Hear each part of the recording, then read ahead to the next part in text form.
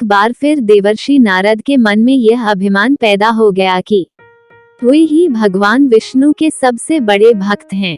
वे सोचने लगे, मैं रात दिन भगवान विष्णु का गुणगान करता हूँ, फिर इस संसार में मुझसे बड़ा भक्त और कौन हो सकता है। किंतु पता नहीं श्रीहरि मुझे ऐसा समझते हैं या नहीं, चलो उन्हीं से पूछ लेता हूँ। यह विचार कर नारद भगवान विष्णु के पास क्षीर सागर में पहुँचे और उन्हें प्रणाम किया। आओ नारद, कहो कैसे आना हुआ। भगवान, मैं आपसे एक बात पूछने आया हूँ।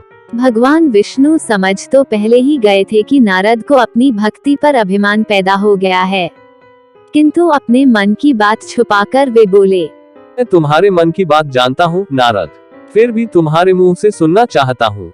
हे देव, मैं जीवन भर आपका गुणगान करता रहा हूँ, पल पल हर क्षण मुझे बस आपका ही ध्यान रहता है। आप मुझे यह बताइए कि क्या मुझसे भी बड़ा आपका कोई अन्य भक्त है संसार में। नारद, इस प्रश्न के लिए तो तुम्हें मेरे साथ मृत्यु लोक चलना पड़ेगा। ठीक है भगवान, मैं मृत्यु लोक चलने के लिए तैयार हूँ। भगवान विष्णु नारद को लेकर मृत्यु लोक चल पड़े।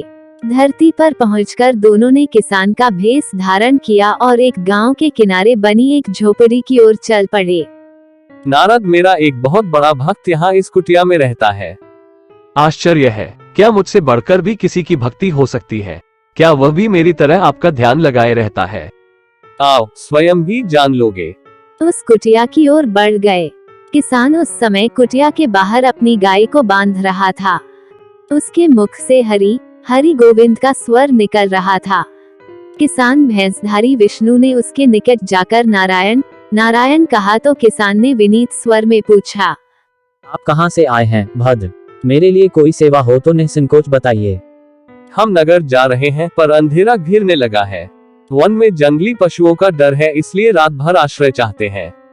किसान ने प्रसन्न भाव से कहा, मेरी कुटिया में आपका स्वागत है भद्र, और जो रूखा सूखा घर में है आपके लिए हाजिर है। भगवान ने मुझे आप लोगों की सेवा करने का अवसर दिया है, बड़ी कृपा हुई उनकी। बाहर दलानी में एक खटिया पर दोनों को बिठाकर किसान अंदर गया और अपनी पत्नी से कहा, देवी, दो अतिथि आए हैं। किसान की पत्नी उस समय अपने बच्चे को भोजन परोस रही थी। धीरे से आटे का बर्तन दिखाती हुई बोली, घर में इतना सा ही आटा है और ये बच्चा और भोजन मांग रहा है। कोई बात नहीं, हम अतिथियों को भरपेट भोजन कराएंगे। तुम बच्चे को आज कांजी बनाकर पिला देना। नारद और भगवान विष्णु ने उन दोनों का सारा वार्तालाप सुना, फिर भी परीक्षा के लिए भोजन की थाली पर बैठ गए। जब दोनों भरपेट भोजन कर चुके तो नारद सोचने लगे, यह सीधा साधा गृहस्थ भगवान का सबसे बड़ा भक्त कैसे हो सकता है। उधर श्रीहरि ने किसान से और भोजन लाने की फरमाइश कर दी। बोले, मेरा पेट अभी नहीं भरा, क्या और भोजन मिलेगा? किसान रसोई घर में गया और जाकर पत्नी से पूछा, कुछ और भोजन बचा है क्या? बच्चे के लिए कांजी बनाई है, बस वही शेष है। विष्णु और नारद वह भी पी गए। किसान और उसके परिवार को भूखे ही सोना पड़ा। माँ, नींद नहीं आ रही है, मुझे बड़े जोर की भूख लगी है। पिताजी ने उन अतिथियों को कांजी भी क्यों पिला दी? अतिथि को भोजन कराना स्वयं विष्णु भगवान को भोग लगाने के समान है बेटा। बाहर दालान में दोनों अतिथि अलग अलग बिस्तरों पर लेटे हुए थे।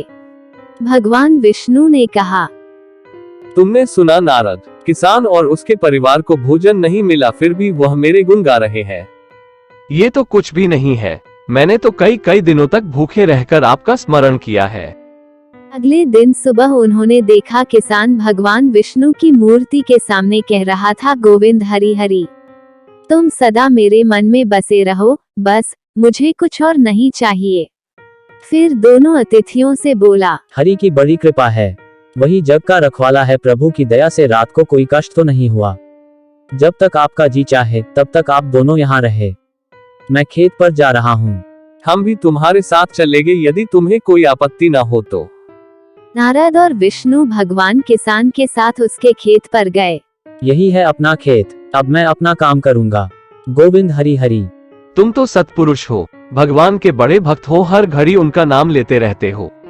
अरे कहाँ, काम से जब भी थोड़ा बहुत समय मिलता है तभी उनका नाम लेता हूँ। कब कब मिलता है समय? सुबह उठता हूँ तब, रात को सोता हूँ तब, और दिन में जब भी काम से समय मिल जाए। दोनों जब किसान से विदा लेकर चले तो नारद ने व्यंग्यात्मक स्वर में कहा, आपने सुना भगवान, वो सुबह शाम 2 बार ही आपका स्मरण करता है, जबकि मैं हर समय ध्यान करता हूँ, फिर भी आप उसे महान भक्त बताते हैं।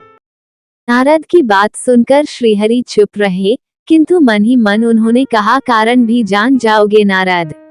विष्णु ने एक कलश को तेल से लबालब भरकर नारद को दे दिया और बोले, नारद, इसे अपने सिर पर रखकर बिना हाथ लगाए सामने वाली पहाड़ी तक ले चलो। ध्यान रहे इस कलश में रखे तेल की एक बूंद भी जमीन पर गिरने न पाए। ने कलश सिर पर रख लिया और पहाड़ी की ओर चल दिए। नारद पहाड़ी तक गए और लौट आए नारद, ठीक है, अब यह बताओ कि इतनी दूर जाने और आने में तुमने कितनी बार मेरा स्मरण किया है? एक बार भी नहीं भगवान, करता भी कैसे, मेरा सारा ध्यान तो तेल और कलश की तरफ लगा हुआ था। तब तुम ही सोचो, वह किसान दिन भर कठिन परिश्रम करता है, फिर भी 2-4 बार मेरा स्मरण जरूर करता है, और तुम एक बार भी मेरा स्मरण नहीं कर पाए। विष्णु की बात सुनकर नारद के अंतर चक्षु खुल गए। वह श्रीहरि के चरणों में गिरकर बोले, मान गया प्रभु, जो संसार के झंझटों में रहकर भी आपका स्मरण करते हैं, वे ही सबसे बड़े भक्त हैं।